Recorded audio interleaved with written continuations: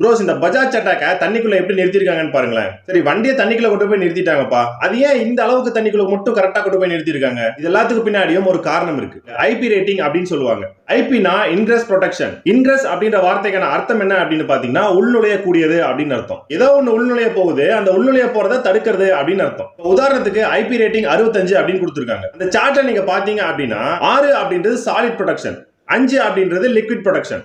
IP rating இந்த first வார்த்தை 6 கொடுத்துட்டாங்க அப்படின்னாலே அது வந்து ஒரு டஸ்ட் ப்ரொடெக்ஷன். உள்ள டஸ்ட் எதுவும் போகாது, அந்த அளவுக்கு ப்ராப்பரா சீல் பண்ணிருப்பாங்க. ரெண்டாவது போட்டிருக்கிறது லிக்விடஸ் ப்ரொடெக்ஷன். பஜாஜ் அட்டாக்கோட பேட்டரிக்கும் மோட்டருக்கும் அவங்க கொடுத்திருக்கிற ஐபி ரேட்டிங் 67. சோ 6க்கு உங்களுக்கு அர்த்தம் தெரியும். 7ஓட அர்த்தம் என்ன அப்படின்னு பாத்தீங்கன்னா தண்ணிக்குள்ள இமர்ஸ் பண்ணி நிறுத்தலாம், ஆனா அந்த இமர்ஸ் பண்ணி நிறுத்துற தண்ணியோட அளவு எப்படி இருக்கணும் அப்படின்றதையும் குறிப்பிடும். ஏன்னா ஐபி ரேட்டிங்ல 68க்கு நீங்க போகும்போது அந்த லெவல் ஆஃப் மூழ்க வைக்கிறோம்ல அந்த வண்டியை, அதோட அளவு வந்து இந்த 67 விட அதிகமா இருக்கும். இப்ப நீங்க வண்டியை கொண்டு போய் நிறுத்தும் போது அந்த பேட்டரி எந்த லெவல்ல மூழ்கி இருக்கணும் அப்படின்னு பாத்தீங்கன்னா தண்ணியில இருந்து ஒரு 15 சென்டிமீட்டர் கீழே 100 சென்டிமீட்டர் வரைக்கும் மூழ்க வைக்கலாம். அதுக்கு கீழே நீங்க மூழ்க வைக்க கூடாது. எவ்வளவு நேரத்துக்கு அப்படின்னு பாத்தீங்கன்னா 30 நிமிஷம் வரைக்கும் வைக்கலாம். இது அண்டர் நார்மல் பிரஷர். இது எங்க ரொம்ப யூஸ்ஃபுல்லா இருக்கும் அப்படின்னு பாத்தீங்கன்னா மழை பெஞ்ச டைம்ல நம்ம தண்ணிக்குள்ள ஓட்டுறோம் அப்படின்னா அங்க நம்மளுக்கு இது யூஸ்ஃபுல்லா இருக்கும். அப்புறம் இந்த ஐபி ரேட்டிங் பத்தின விஷயம் உங்களுக்கு புதுசா இருந்து இதே ஏதோ ஒரு ஃப்ரெண்ட் தெரிஞ்சுக்கணும் அப்படின்னு நினைச்சீங்கன்னா அந்த ஃப்ரெண்டுக்கு இந்த வீடியோவை ஷேர் பண்ணுங்க.